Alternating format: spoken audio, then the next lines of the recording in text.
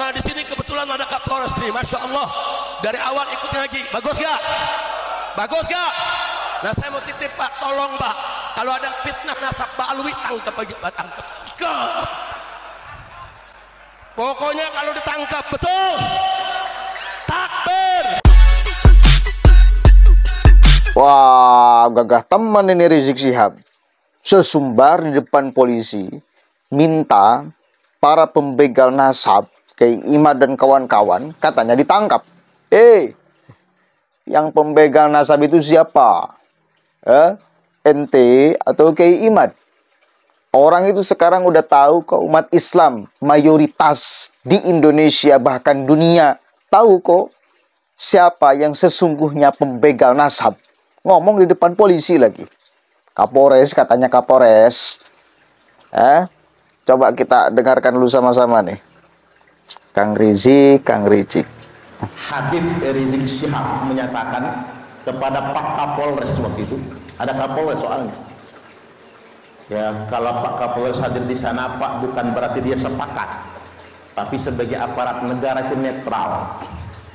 Beliau atas nama negara wajib hadir untuk memastikan kegiatan itu aman. Itu maksudnya agar tidak terjadi kerusuhan, kericuhan dan lain sebagainya. Bukan berarti dia sepakat. Dia ngomong sama Pak Kapolres, apa kata dia? Tangkap semua begal-begal nasab. Istilahnya tangkap. Jadi mendorong polisi agar orang yang menyatakan Mbak Alwi itu bukan cucu Nabi itu ditangkap. Hari ini ingin saya sampaikan, justru kita ini dihadapkan dengan fakta. Apa faktanya? Orang-orang yang ngaku-ngaku cucu Nabi di Indonesia hari ini, gerombolan Bani Ba'al, mereka semua sudah terbukti bukan keturunan Nabi. Ini harus kita ketahui. Sudah terbukti bukan keturunan Nabi. Pertama, berdasarkan kitab nasab. Ada orang yang namanya Ubaid, diklaim sebagai anaknya Ahmad, Imam Ahmad bin Isa. Padahal dalam catatan kitab nasab sama sekali tidak ada yang namanya Ubaidillah. Nama Ubaidillah baru muncul 5 abad setengah kemudian. Maka berdasarkan kitab nasab mereka bukan cucu Nabi. Berdasarkan kitab tarikh sejarah mereka bukan cucu Nabi. Dan berdasarkan tes DNA mereka justru YDNA, asal usul DNA haplogrupnya G. Karena kalau dia cucu Nabi nggak boleh G, dia harus J1. Karena J1 haplogrupnya Nabi Ibrahim, Nabi Ismail, Nabi Ishak alaihi wassalam. Ini kalau orang ngaku cucu Nabi tapi haplogrupnya G, dia bohong. Secara ilmiah, saintifik, ini ilmu Allah loh Pak. Itu ayat kauniyah, itu DNA itu bisa dipastikan 100% tanpa kurang kalau DNA-nya G sama sekali bukan zuriat Nabi. Itu etnis Yahudi Hazari, Yahudi Askenazi dari bangsa Eropa Kaukasia yang memang hijrah ke Yaman di masa lampau. Ketika Islam datang mereka kemudian masuk Islam. Maka dari itu, lalu mengapa orang kemudian ngaku-ngaku cucu Nabi? Pasti ada yang dia inginkan Pak. Apa itu? Privilege. Ada hak istimewa. Zaman sekarang enak. Jadi anak Pak Kades enak. Anak Pak Kades. Jadi anak kiai enak Gus. Makanya santri-santri di pondok saya itu sering saya tegur karena suka mencium tangan anak saya. Anak saya itu masih umur 8-9 tahun Pak. Kalau diciumi sama kakak-kakaknya kangkang santri itu, saya takut anak saya itu besar kepala ngelunjak itu nanti Pak. Karena privilege anak kiai. Orang manjanya Gus cium tangannya. Kata saya jangan dicium tangannya. Umur kalian lebih tua dari dia, dia yang suruh cium tangan.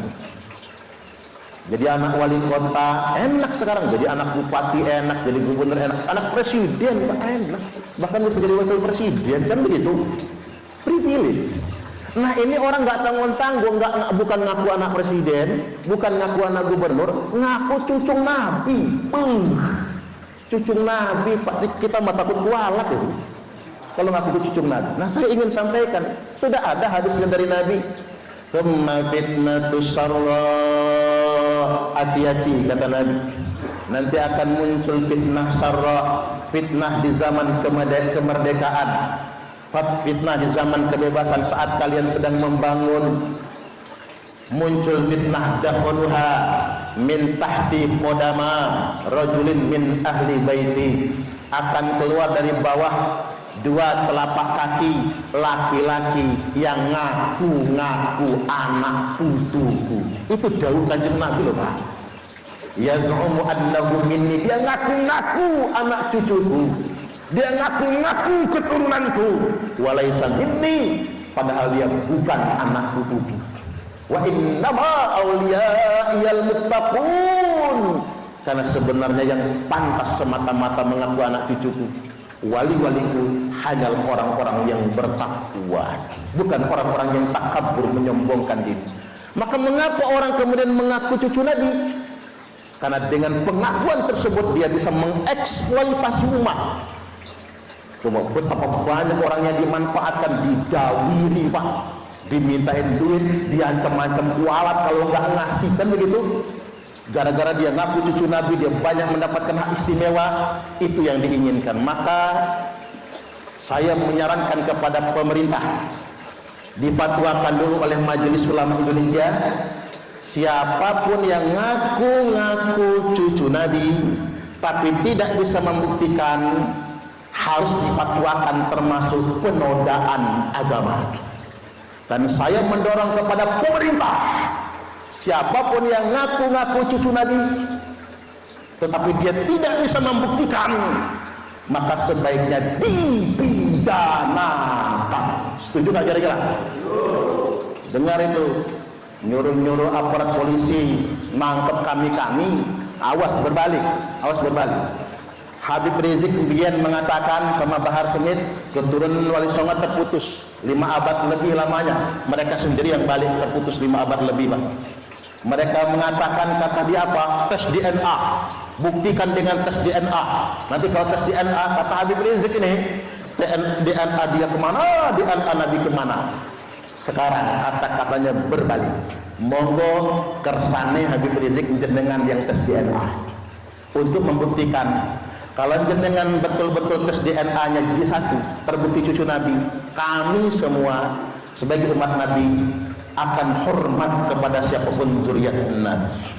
Kalau dia akhlaknya bagus kita taat, kalau dia akhlaknya jelek kita hormat, kita muliakan, tapi tidak perlu ditaati.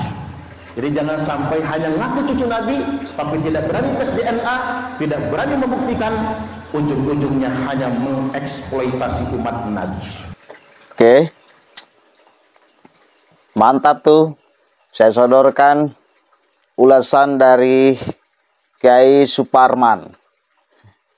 Jadi begini loh, kalau prediksi saya, kadung mereka sudah ngeklaim sedari dulu mau mengakui sebagai bukan zuriyah Nabi, malu. Ya udahlah, mending risiko terakhir aja, hadapi semua orang yang menggugat nasab mereka dengan keyakinan full bahwa masih ada orang Islam yang akan percaya dengan klaiman itu. Jadi mengandalkan kepercayaan, karena dalil sudah tak mampu mengimbangi. Yang disampaikan oleh Kiai Ima, dalil-dalilnya itu tak bisa mereka imbangi. Keterputusan nasab mereka terlalu jauh dan pembuktiannya juga tak ada. Membuktikan melalui tes DNA juga tak mampu. Ya akhirnya lewat yang sifatnya ilmiah tak mampu, tak bisa, mengandalkan aja kepercayaan. Berarti kan sasarannya orang kalau sudah mengandalkan di dalam urusan ini, padahal ini sifatnya mesti ilmiah loh. Klaiman nasab itu mesti ilmiah, bukan disandarkan kepada kepercayaan. Ya, Berarti sasarannya adalah orang yang tidak difungsikan. Dia punya pikiran. Anugerah Allah yang paling besar, pembeda antara manusia dengan hewan itu pikiran, dimatikan oleh mereka. Sama halnya seperti kita ini suruh mematikan fungsi pikiran kita, dan memang kita sebagai orang beriman ada momen di mana kita harus mematikan fungsi pikiran kita, mempercayai 100% adanya siksa kubur, adanya nikmat kubur, adanya sorga, adanya neraka. Tak boleh otak kita menjangkau lalu mempertanyakan kebenaran itu. Tak boleh. Cukup aja mengandalkan kepercayaan. Kita yakin, punya keimanan. Karena agama itu bukan filsafat. Filsafat semuanya harus masuk akal. Agama ada bagian-bagian tertentu yang tak bisa masuk akal. Nah, kalau urusan nasab ini sesuatu yang mestinya masuk akal. Karena bukan sifatnya ukhrawi, tetapi masih sifatnya di dunia. Bisa dilacak kebenarannya melalui perangkat yang ada. Perangkat sejarah, perangkat filologi, perangkat DNA. Bisa dilacak itu. Tapi sekali lagi apa boleh buat? Karena dalil sudah tak mampu mereka keluarkan untuk melawan segudang dalil Kiai Imad. Akhirnya ya apa namanya ya, susuganan kalau kata bahasa Sunda itu. Masih ada orang yang percaya kepada mereka meskipun tanpa pembuktian.